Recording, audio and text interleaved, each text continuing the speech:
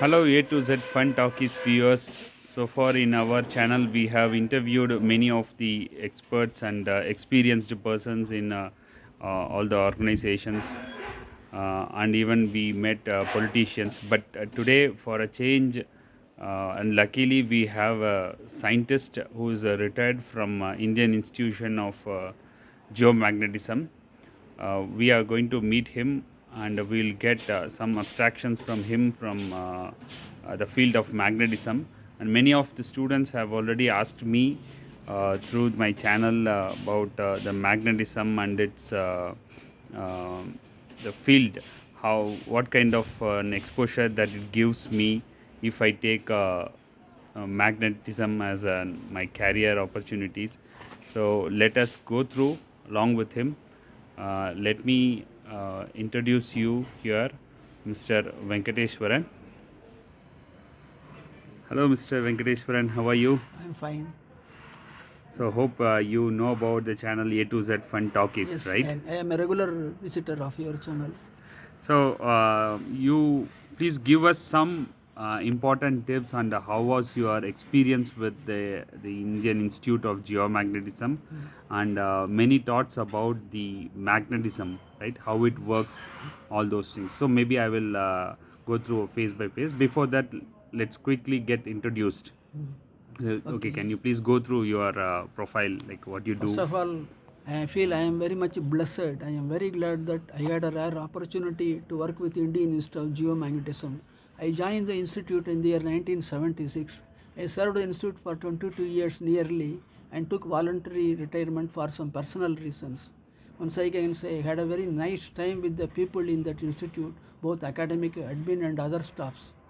And during my tenure, I would like to mention that I had the great opportunity to work with experienced professors like Professor D.R.K. Rao and Dr. Rangarajan and Dr. R. Rajaram, who And is, sorry to interrupt. And in one point of time, that we heard that you worked with Abdul Kalam, sir. you know, So how was your experience with that? no, I have not worked directly with him, but he was our chairman for some time. Oh, you are blessed with that, right? During his tenure of chairmanship, that you See, worked under him, it was a great opportunity. So how did you see that? How what kind of work that you underwent with him? see, it was only very for a short period of time. The governing council of the meeting requested me to do some help in the paperwork, that is in assigning funds to different heads and all that. I indirectly helped. That is only a short period. I don't think it is not so much worth to mention it. Oh, However, I would like to mention that I worked with Professor Dr. R. Rajaram, who is the nephew of Sir C.V. Raman. Also, he is wow. the nephew of Dr. S. Chandrasekhar. You see, there are two Nobel laureates in the same one family. There are two Nobel laureates. I think I am blessed. It's a very great opportunity to work with him. Also, I know his wife, Dr. Mrs. Mita Rajaram, who later on became the director of the institute. And Very moreover, nice. from Dr. R. Rajaram and Professor Dr. Raman Rangarajan, I learned the photon programming techniques, how to use efficient usage of memory space as efficiently as possible. So if you know how to use the memory space efficiently by optimizing your CPU time, run time, output and everything, you can learn so many things. But is the one of the efficient way of using any computer, let it be microprocessor or mini or super mini or mainframe, whatever it is. So, Yes, in your work era, did you come across all this kind of computers? And can you please yes, yes, elaborate yes. on what kind of computer language that you know? See, I am basically an orthodox Fortran programmer. When I was about to leave IIG, they were installing Fortran 93 and Fortran 97, which had that OOPS, that is object-oriented program system. I was not fortunate enough to use them. However, later on, after my retirement, I purchased a new book. I know Oracle and I know machine language also. I learned from one of my colleagues from the electronic lab of IIG. And we used to hire computers at outside, that is TAFR and Jamnalaj Bajaj Unit of Management and IIT Powai and other places. Later on, we came to know that the computing requirement goes on increasing. It is worth to have an in-house computer after obtaining permission from Delhi government of India. So we had two computers. One is that SN73, which is a copy of PDP 1173, and also one is Wipro's Landmark. which is the OS operating system was Ultrix 32 based system. Both I was asked by the administration to look after. I was the system administrator for these two machines. Very nice. So, to be frank, even we got admired with the knowledge that you have, that too with the legacy systems and so. Even though we weren't born at that time, but we could like to know about some of the other systems that you know and you worked like IBM or the very old system like how was it and how did you compare it with the modern days of computers? See, one instant tell you, IBM is nearly a 100-year-old company. See, IBM 1620 is a system which uses the thermionic valves. See, the system never goes down hardware-wise, software-wise. It may be slow when compared with the latest day computers. But system, as far as I have seen, when I was working in Jamnalal Bajaj Institute of Management, Bombay, we were using the Remanish. Only for 2 months they will not allow us to enter the premises because when they will be printing that university examinations that nobody is allowed inside. Under tight security, they will be printing the mark sheets. Except those 2 months, we are allowed to print our Indian magnetic data. And the Indian magnetic data is one consolidated volume where I got magnetic data of all Indian observatories. I think no other institute, even after retirement, I don't know. Our institute is the only institute that is printing the Indian magnetic data in one volume, so that any research worker who is desire of having a data can purchase the book after giving a reasonable cost.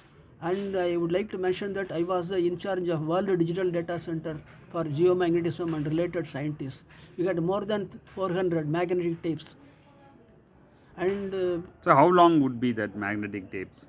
now we have, I don't know after my retirement what they did to protect the data from obsolescence. But still, they are Still they are managing by they are some means in manageable. the latest All the technologies. 7-track tapes, 556 bytes per inch density. And when I was there only, I was given a project to convert all the 7-track tapes into 9-track tapes so that they will not become obsolete. And Okay. I try to convert as many tapes as possible as fast. Very nice. So during one of the our older meeting, right, you were talking about IBM systems. Can you please list that and explain what did you do with those systems? See, my first experience with IBM mainframe is IBM 1620 at Jamnal Bajaj Institute of Management, and it used thermionic valves of those days. The system is slow, but it's very, very sturdy. It never goes down, software-wise, hardware-wise, both also. And slow printing we require for publication of Indian magnetic data. And other systems which I used at TFR are CDC 3600 and CDC Cyber. CDC Cyber is the latest system where generally the listeners who attend this program would admit me or would agree with me that migration to a local system is a pain in the neck. It is very hard to migrate, or you transport some tapes from other system and convert it to your own system, native system. Once you convert it, then you can start using the data, reading the data, and you can start your analysis. But whereas if you see, it is worth to mention about CDC Cyber. We have got separate utilities are available for any tape that is generated in any system. There is a utility available. Only thing one has to patiently go through it and search for it. You specify the input, you have to specify the output. Simply say copy. The moment the tape is generated within minutes, in the way you desire, the desired density, desired parity, desired code, whether it is ASCII or HPSCII or binary or whatever it is. So within minutes you can migrate. That one facility which I use in CD Cyber, I can never forget. I think all the computer specialists who look at this program will fairly agree with me. So I think by the time when viewers who worked with you are viewing this Definitely they will video, recall definitely will recall all the beautiful legacy sweet and memories. older systems, right? Yeah, I could see the passion and the happiness that comes in your face when you're Yes, talking yes. about the systems and the work that you did and the amount of work that you cherished during your work tenure, right? I can see that. So, Within minutes, please permit me to, we had received a tape from Edinburgh data center. Unfortunately, when the tape was generated, somebody had disturbed the density switch, and there were different densities in the. It is a sequential data, is it not? Sequential tape. So unnecessarily this was disturbed. So different densities at different length. So one cannot use the table. And I would like to mention that that was the only existing copy of solar geophysical data available in the world. Oh, Our that is director nice. told me, I struggled with the tape for, please, I repeat, I struggled with the tape for 45 days. One day our director called me, Venkat, you take this tape, try a TFR for last time. If you don't succeed, go to the top of the floor of TFR, from there use all your might and throw it into the sea and come back. I won't tell you anything. Because see that ionospheric data and solar geophysical data was such an important thing, but we could not retrieve the data. I mean, this is for junior students of computer science, not for seniors. Please listen. See, what I did, I took the ASCII dumb, hexadecimal dumb, and patiently, manually decoded. I could succeed, thank God. Wow. I took a. So you still remember the olden days of converting decimal to one of the hexa? unforgettable experience in my life. I mean, computational activities. One of my computation activities. I decoded it and I brought back the tape, copied the tape in the form, and I gave it to the director, who was mightily pleased. He did not say that thank you or anything. May God bless you, Venkat. That is the outcome from him. Very nice. And can you please explain about the magnetic fields and the magnetism, how it works? Because you have a very vast experience in that, right? Since you are from Actually, Indian Institute of GeoMagnetism. one can never think that it is only a. One can never have a total. See, geophysics is a subject that there are many, say many portions in geophysics. Say geomagnetism is there, and then one is palomagnetism. Many branches are there. So unless you have a at least a little knowledge of all other chapters, then only can say I got a composite view. Because palomagnetism is any institute, geomagnetism institute, without having palomagnetism, you will not get, you will not achieve much. That is the opinion from one of my friends from ONGC. Okay. So I would like to quote it. I have forgotten his name, unfortunately. He is a close friend of mine. So many years have passed, so I have forgotten. So exactly what was your work during my work the is I tenure have of to process scientist? routine data, collect all the decks. In those days, we used to use computer card decks, punched card decks. I used to collect them, and I used to submit them at the TFR Institute, collect the printout, and come to the back to the office and distribute the printouts to the respective people. And one or two couriers will accompany me to help. So, and during your course of time, you used to calculate some of the fields Yes. about the Earth's For magnetic field and things. Yes. I think let us go back to our high school physics, where you got electricity and geomagnetism, or electricity and magnetism. You know, there are three components of Earth's magnetic field. D, that is a declination, and I will briefly define it. That's angle between the magnetic meridian and the geographic meridian. We call it capital D, declination, wrongly pronounced sometimes as magnetic declination. And Z is the vertical component of Earth's magnetic field, which is, please note that, which is very much used in exploration, geophysics and other related fields. And H, which undergoes a severe change when a magnetic storm approaches the Earth from Sun. Oh, so when it happens See, every time? Sun is always active, as all of us we are aware. When there is a magnetic storm, it takes roughly 72 hours to arrive at the Earth's surface. at Earth's magnetic field. It comes and impinges the magnetic field, Earth's magnetosphere. The Earth's magnetosphere, on the contrary, it gets compressed, and the tail of the magnetic field goes up to the nearly up to Moon. So will that magnetic field have any impact, major impact on Yes, human bodies? Now, human bodies, they do have. Actually, I am not a student of medicine. I think other doctors will be able to explain it in a better way. However, I would like to mention that that epileptic patients during the days of Amavasya, that is new moon day, they are affected by Earth's magnetic field. Oh, Earth's okay. magnetic field and that epileptic patient, there is a strong connection, association is there. So your measurement of this magnetic fields, right, will cause what kind of impact to your work? So how? See, generally, as everybody knows, this magnetic storms, it interrupts long-way communication. Overseas communication interrupts radio waves. They are nothing but electromagnetic radio waves. It disrupts the long